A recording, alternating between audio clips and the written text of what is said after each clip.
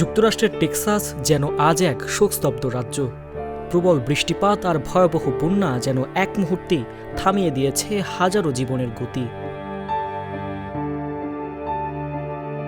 এই ভয়াবহ দুর্যোগে এখন পর্যন্ত মারা গেছেন অন্তত ১০৪ জন, আর অন্তত ৪১ জন নিখোঁজ রয়েছেন।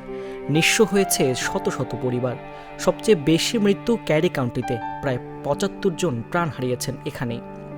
স্রোতের তোড়ে মুহূর্তেই ভেসে গেছে বাড়িঘর, ভেঙে পড়েছে জীবনের সাজানো গৃহ। প্রতিটি সংখ্যা যেন এক একটি পরিবারের ভেঙে যাওয়া স্বপ্ন, হারিয়ে যাওয়া মুখ। মর্মস্পর্শী এক ট্র্যাজেডি আনফোল্ড হয়েছে মিস্টিক নামের একটি মেয়েদের সামার ক্যাম্পে। প্রাণ গেছে ২৭ জন শিক্ষার্থী ও কর্মীর। এখনও নিখোঁজ রয়েছেন অন্তত ১০ জন মেয়ে এবং একাধিক কাউন্সিলর, যাদের পরিবার প্রতিটি মুহূর্ত পার করছে অনিশ্চয়তা আর ভয়ের সঙ্গে।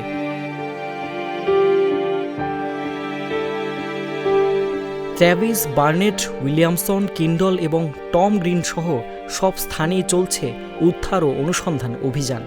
বৃষ্টি, কাদা আর বিষাক্ত সাপের ভয়ে প্রতিটি মুহূর্ত যেন জীবন মৃত্যু সন্ধিক্ষণ।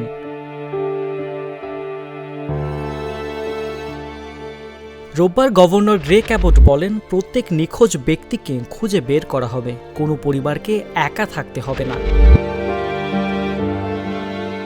অন্যদিকে জাতীয় আবহাওয়া সতর্কতা সংস্থা NWS এর বাজেট কমানো দুর্যোগ ত্রাণকে বাধাগ্রস্ত করতে পারে এমন আশঙ্কা উড়িয়ে দিয়েছে হোয়াইট হাউস। টেক্সাসে এখন শুধু মেঘ নয়, ঝরছে অশ্রু। প্রতিটি ভেসে যাওয়া ঘর যেন বলছে, ঘরে ফেরেনি কেউ। আমাদের প্রার্থনা তাদের জন্য, যারা আজও অপেক্ষায় প্রিয়জনের ফিরে আসার।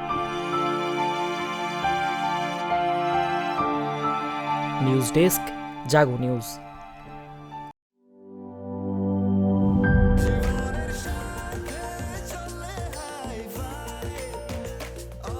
স্বাস্থ্যকর অল টাইম, সব সময় অল টাইম হেলদি লাইফ।